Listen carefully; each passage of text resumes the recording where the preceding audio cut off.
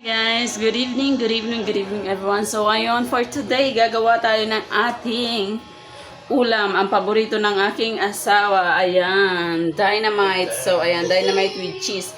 Ayan, nagtimpla na siya ng, ayan, masarap kasi magawa ng ganito yung aking asawa. Ito yung pinaghalo-halo niya yung giniling, itlog, tsaka syempre merong konting sili labuyo. Para mas masarap daw sili, binalot sa sili with keso. O, diba? So, ayan guys, ngayon mag-i-start na tayo magbalot ng ating sili with, tawag dito, keso with sili pala. Sili with keso. Ito guys, ang gusto kasi daw niya, nasa ilalim yung, keso para mas masarap daw. So, ngayon, malinis na ang ating kamay guys, ilalagay na natin ang ating mga giniling. Ayan. Kailangan guys, nasa ilalim yung keso para pag nag-melt siya, paangat. Pagkakasyahin kasi natin siya guys, baka mamaya hindi magkasya, kakaunti lang kasi yung giniling kasi napakamahal ng ating giniling, mga kamari ko tawag dito? Be practical, ang mahal ng ating giniling. So, kailangan natin magtipid sa paglalagay ng giniling. So, ayan na siya guys. Babalutin na lang natin siya later. Ayan. O, diba? Ang tataba guys ng sili, oh. Mahilig din ba kayo sa matataba na sili?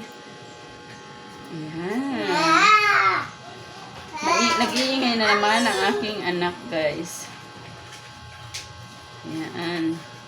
Actually, gusto ko to gawing negosyo, yung dynamite. Kasi, may natikman ako dyan sa nagtitinda malapit sa amin, dynamite. Napaka-anghang. Ako kasi guys, pag nagagawa ako ng dynamite, wala siyang anghang kasi ginagawa ko, binababad ko muna yung sili sa sa tubig na may asin. So, ayan na. Ngayon, babalutin ko na muna lahat guys bago natin siya balutin sa wrapper. So, ayan guys. Ayan. Tapos ko na siya ilagay sa mga sili. Ayan o. Ito na siya, di ba? Apaw-apaw yung ating mga binalot. So, ngayon, ang gagawin ko na guys ay magbabalot na tayo. Ayan. Babalot na tayo guys. Isa-isa na nating babalutin ng ating mga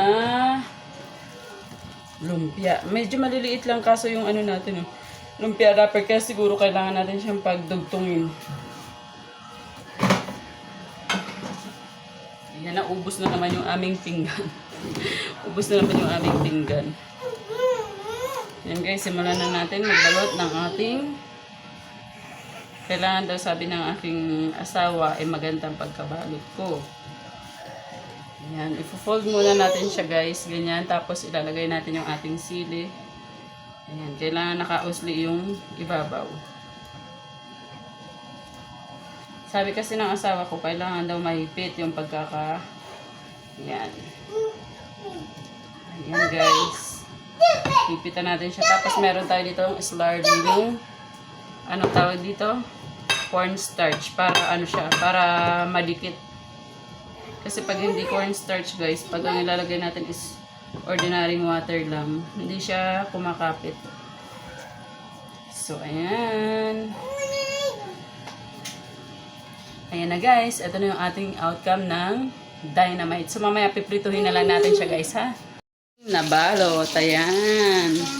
Gawa tayo ng 14 pieces ang lalaki niya guys. Ngayon ipiniprito na namin siya. Ayan, nakakawali na siya guys. Ngayon mamaya pagluto na siya, titikman natin kung ano ang lasa ng ating dynamite. Ayan, so babalikan ko kayo, lulutuin ko lang siya. So ayan guys, luto na ang ating dynamite. Ito siya guys, so tingnan nyo.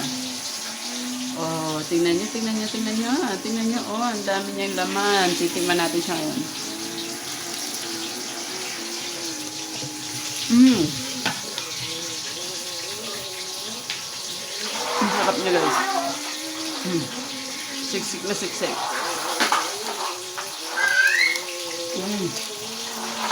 Ang inert pero ang sarap. Ano ba? Ayan.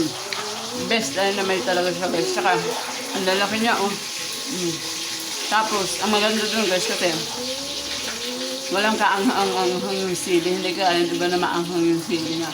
May konting anghang siya kasi nilagyan namin siya ng paminta at konting sili. Pero, yung pinaka-sili niya mahaba.